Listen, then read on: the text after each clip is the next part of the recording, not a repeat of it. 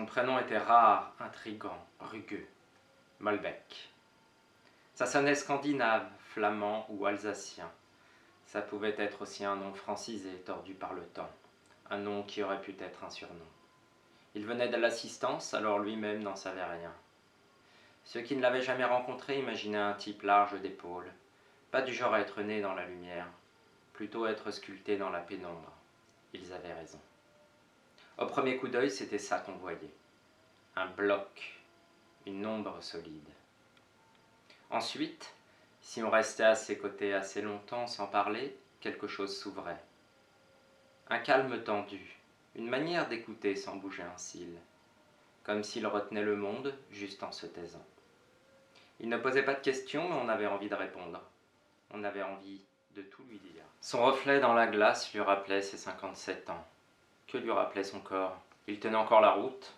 Un peu de rondeur ici ou là, une réserve, au cas où la guerre, la famine reviendraient à la mode. Les articulations grinçaient parfois, mais rien d'alarmant. Son test quotidien, c'était les chaussettes. Chaque matin, se pencher, sans vaciller, sans appui.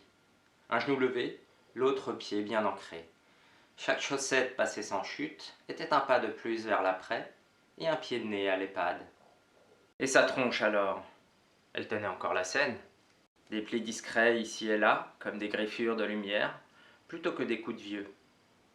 Avec un peu de bonne volonté ou une loupe romantique, on pouvait même parler de caractère.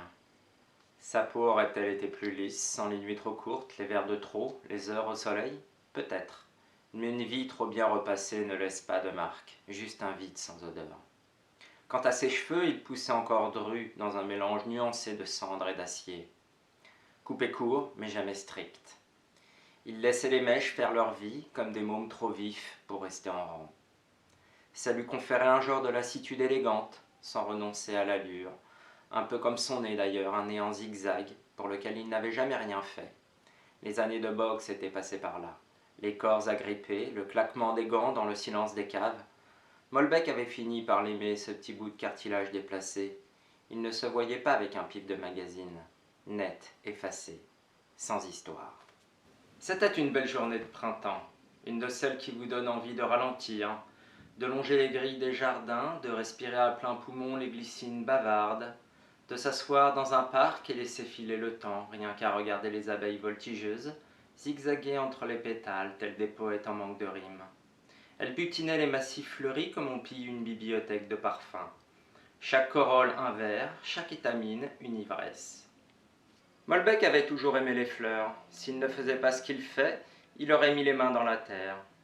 Il aurait passé ses journées en extérieur ou sous une serre, à remuer la vie, à faire pousser du calme. Se salir les mains pour que les autres puissent respirer. Il avait toujours eu ça en lui, ce goût du geste utile. Même si, au fil du temps, la définition de « utile » s'était un peu déplacée. La veille encore, cette femme était venue lui parler. Comme à chaque fois, elle avait essayé de tenir sa voix droite, un timbre clair, presque joyeux, du moins au début, et puis à la fin, un tremblement, une fêlure dans les mots. Quelqu'un avait dit à Molbech qu'elle avait des ennuis, pas de ceux qu'on raconte à la police, non, le genre d'histoire qui laisse des traces, un bleu, une brûlure, ou ce regard vide qui s'accroche à la peau pendant des années. Elle n'en parlait pas, mais son silence criait. Dieu pourra intervenir, il en a le pouvoir, mais Dieu est occupé. Des guerres à surveiller, des chambres d'hôpital à couver, des morts à accueillir. Alors parfois, il faut lui donner un coup de main, lui faire un signe, lui montrer ce qu'il ne voit plus. Molbech y était allé, tôt, avant que la ville ne s'ébroue. Il avait trouvé l'homme derrière chez lui, adossé à un muret, en train de fumer. Le genre de gars qui fume sans regarder le ciel. Polo sombre, repassé à la haine, col fermé jusqu'au dernier bouton. Molbech avait souri. Puis il avait demandé s'il avait quelques minutes à lui accorder. L'autre avait répondu d'un rictus de travers, comme un verrou mal posé. Il avait haussé les épaules, un rien bravache. Il croyait qu'ils allaient discuter. Il croyait à la parole, aux arrangements. Molbech n'avait pas levé la voix. Il n'avait rien expliqué. Il avait simplement avancé.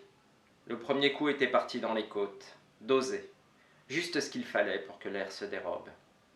Le deuxième l'avait fait plier, mais il s'était relevé. Pas un agneau, le gars. Il avait répliqué, sec, réflexe d'un vieux client du pavé. Ça se voyait qu'il avait payé pour apprendre. Bolbec se couvrit, garde haute, il allait pouvoir s'amuser. Mais là-dessus, un autre type était arrivé. Un comparse à la démarche floue, le regard embué d'orgueil et de mauvaise haleine. Il embrassa une table en entrant, sans comprendre. Le reste suivit. Une chaise, un coude, un front. Bolbec l'expédia ad patresse. Retour sur la cible. Son meilleur direct lui attrapa le menton, dans un bruit de viande qu'on jette contre un mur. Et tout le haut vacilla. Puis il visa le genou, d'un coup de savate bien propre, derrière, là où ça plie tout seul. L'homme tomba sans un mot, sans panache, juste le poids mort d'un corps rendu à la gravité. Bolbec garda les mains fermées quelques secondes de plus, puis il partit. Le soleil rasant dessinait des losanges sur le gravier. C'était vraiment une belle journée de printemps qui débutait. Chez lui, le calme, un silence au coin bien rangé, et sur le corps les contreparties, les restes d'un acte offert. Une gravure sur les phalanges, une entaille à la lèvre, un hématome diffus sur les côtes. Il ôta sa chemise. Eau, désinfectant, pansement. Puis le miroir et son visage. Rien de plus qu'un visage. Mais il se fixa tout de même, non pour vérifier les dégâts, mais pour voir s'il y avait encore quelqu'un derrière les yeux. Enfin, il attrapa sa tunique, noire, qu'il enfila lentement. Il ajusta le col romain, celui qui serre un peu, ce ruban rigide, blanc, qui se plaque contre la gorge sans jamais se faire oublier et qui rappelle le sacerdoce. La soutane glissa lentement sur ses épaules, comme un serment silencieux. Selon la Genèse, Dieu façonna le monde en 6 jours. Le 7e, il sanctifia le repos. Bolbec, lui, confessait 6 jours par semaine. Le 7e, il réparait les vivants, là où la loi s'effiloche. C'était Il croit, c'est bien le problème, nouvelle numéro 1.